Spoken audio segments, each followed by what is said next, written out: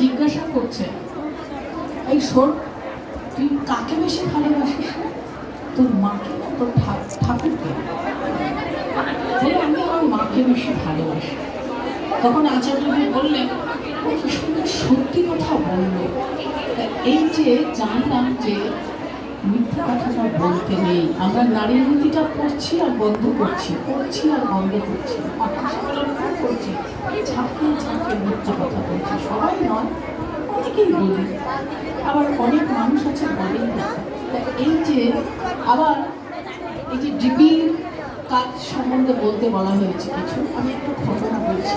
ঠাকুর বলছেন, আমি এবার এসেছি মানুষকে বাঁচাতে, দেখি কটা মানুষকে আমি বাঁচাতে পারি। তাই সত্যি তাই ঠাকুর কিন্তু খুব চেষ্টা করে শুনুন আমাদের বাঁচাতে। দেখলাম আমি আমাদের ওখানে একটি বাড়িতে গিয়েছিলাম, তিনি সেন্ট্রাল গভর্নমেন্টে চাকরি করতেন। ভদ্রমহিলা পরিবারের কেউ করতেন না। তা মা, আপনি ইষ্টবিধি করেন না? প্রথমে আমি গল্প গুজব করলাম, বেশ বন্ধুর মতন মিশলাম। তারপর বললো না, আমি কিছু করি না।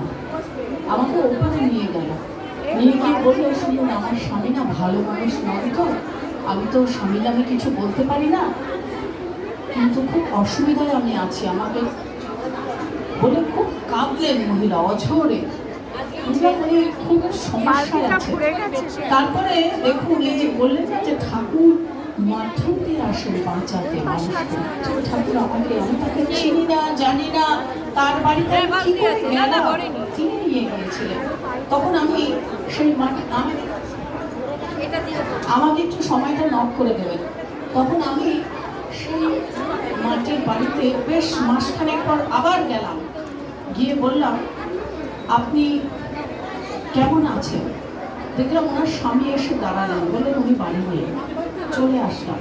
পরের মাসে আবার গেলাম, গিয়ে দেখলাম, আর আমি খুব ছটফট করছি, ওই বাড়িটায় চলো তো আমি যাবো, খুব ছটফট করছি। ঠাকুর করছেন এটা, আমার ভেতরে ঠাকুর করছেন। তখন আমি ওই বাড়িটা যখন গেছি, দেখলাম বাইরে দিয়ে তালা মারা। আমার সঙ্গে যারা দুই একজন ছিলেন, ওনারা বলছেন যে এই বাড়িতে কেউ নেই। আমি বললাম, না, বাড়িতে লোক আছে, লোক আছে বাড়িতে। ঠিক তাই ভেতর থেকে একটা সাড়া দিল, আমি ভেতরে আছি। তাই বাইরে দিয়ে তালা কেন?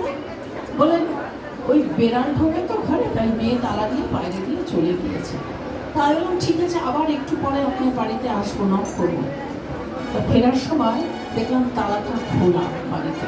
তখন আমরা অনেকক্ষণ দাঁড়িয়ে ডাকাডাকি করলাম, কোনো সাড়া দিল না বাড়ির লোক, কেউ না, চলে আসলাম। পরে 7 দিন পর শুনি সেই মহিলাটাকে খুন করা হয়েছে। খুন করা হয়েছে, এটা খুনই, কারণ তার উপর প্রচন্ড পরিমাণে অত্যাচার করতো। ভদ্রমহিলা আমাকে বলেননি সবটা, খুব নিরীহ, খুব ভালো শিক্ষিতা মহিলা। মেয়ে দুটোকে আমি আবার একটু যাজনও করছিলাম, মেয়েগুলো ভালো পড়াশোনা। যাই হোক, এই যে দেখুন, এটা খবরেও দেখিয়েছে, পেপারেও দিয়েছে।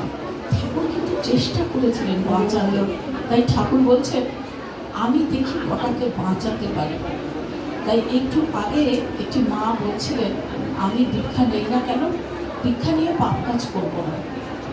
দীক্ষাটা না নিলে আমাদের পাপ কাজটা আরো বেড়ে যায়, ঠাকুর বলেছেন। তাই দীক্ষা নিতে হয়, আর দীক্ষা নিয়ে আস্তে আস্তে আমাদের পাপের কাজটা কমতে থাকে। কারণ আমরা বুঝতে পারি কোনটা ভালো, কোনটা মন্দ, কোনটা পুণ্য, কোনটা পাপ। পাপ করলে যে নাকি ঠাকুরের যজন যাজন ইষ্টপ্রীতি সদাচার পালন করে, ঠাকুর তার মধ্যে জাগ্রত থাকে। ঠাকুরই তার ভুলটা ধরিয়ে দেয় যে এটা আমি পাপ কাজ করলাম, তখন তার ওই পাপগুলো করতে থাকে। একটা ছোট্ট গল্প বলে আমি শেষ করে দিচ্ছি, যে একটি মেয়ে, একটি বোবা মেয়ে, তাকে বিয়ে দেওয়া হয় না জানিয়ে যে ও বোবা, কথা বলতে পারে না। বিয়ের পর জানতে পারলো শ্বশুরবাড়ির লোক মেয়েটি বোবা। তখন সেই মেয়েটিকে একটি রীতির দ্বারা দীক্ষা দিচ্ছেন। দীক্ষা দেওয়ার সময় বলছেন যে বীজ নাম যেগুলো বলতে বলছেন, মেয়েটি কথা বলছে না। তখন বললেন, কি ব্যাপার, তুমি কথা বলছো না কেন? ওর পাশের বরটি বললো, নতুন বর ওকে না জানিয়ে বিয়ে দিয়েছে, আর বলবেন না আমার গলায় গছিয়ে দিয়েছে। বোবা মেয়ে, না জানিয়ে বিয়ে দিয়েছে। যাই হোক, বিয়ে তো হয়ে গেল। তারপর সেই মেয়েটাকে সেই ঋত্বিক দাদা বলেছিলেন, শোনো মা, তুমি না, ঠাকুর সব পারে, তুমি ঠাকুরের উপর অগাধ বিশ্বাস রাখবে।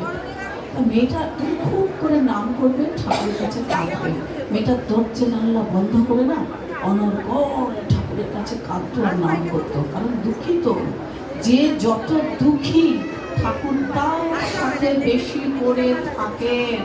সে যেই হোক, যার ভেতরে যত দুঃখ জ্বালা যন্ত্রণা, ঠাকুর তার মধ্যে গেড়ে বসে থাকেন। সে বুঝতে পারে ঠাকুর আমার ভেতরে বসে আছে। সে টের পায়, ঠিক টের পায়। যদি সে তার সঙ্গে টিউনিং থাকে, সে টের পায় ঠাকুর আমার ভেতরে বসে আছে।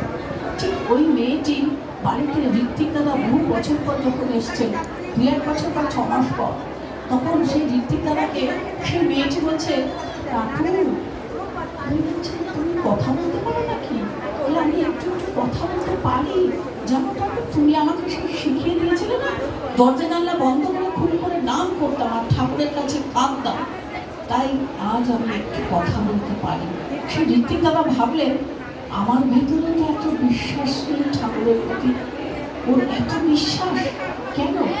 ও যে দুঃখী, ওকে যে শ্বশুর বাড়ির লোকরা টর্চারিং করে, ওর ভেতরে জ্বালা যন্ত্রণা, ওকে কেউ পছন্দ করে না। তাই ঠাকুরের কাছে দরজা জানলা বন্ধ করে নাম করতো আর অঝরে কাঁদত। এই কান্নার চোটে তার গলা দিয়ে স্বর বেরোয়, যেটা ডাক্তার পারেন না। যেখানে ডাক্তারের খেলা খতম, সেখানে ঠাকুর হাত দেন। ঠাকুর বিশ্বব্রহ্মাণ্ডের মালিক, তিনি সব পারেন। এক বিশ্বাসের ওপর তিনি পৃষ্ঠার পর পৃষ্ঠা সত্য অনুসরণে বহু কথা বলে দিয়েছেন। তাই আমাদের সময় সীমিত কোথায়, আমার মনে হয় এখন আমার সংক্ষিপ্ত বক্তব্য রাখাটাই ভালো। মায়েরা বোধহয় পরবর্তী মাতৃ সম্মেলন শুরু করবেন। সবাই ভালো থাকবে। জয় বন্দে পুরুষোত্তম।